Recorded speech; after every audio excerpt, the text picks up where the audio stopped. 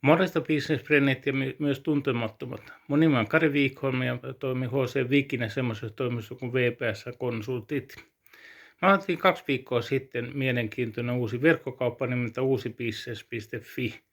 Sen tehtävä on kerätä business-ihmiset yhteen, on sitten kysymys yrityksen myynnistä, ostamisesta, osaajien löytämisestä, rekrytoinnista tai nyt myös hallitusammattilaisista.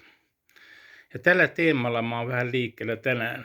Eli meillä on uusi haku päällä, jossa me etsitään kokonaan uutta pestiä, eli PPS-komissaaria.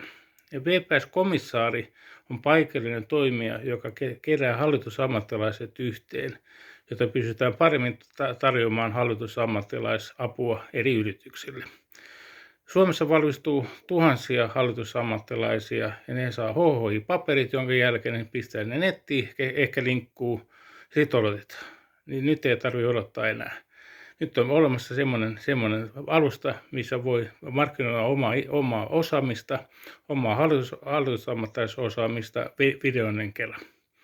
Ja nyt etsitään ympäri Suomea 4 komissaaria, jotka ottaa vastuun oman alueensa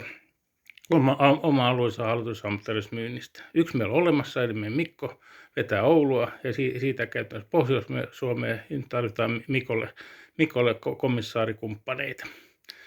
Lisätiedot meidän hausta meidän nettisivulta tai sitten voisi ottaa suoraan mulle kello lisää. Kaupallista päivää. Moi.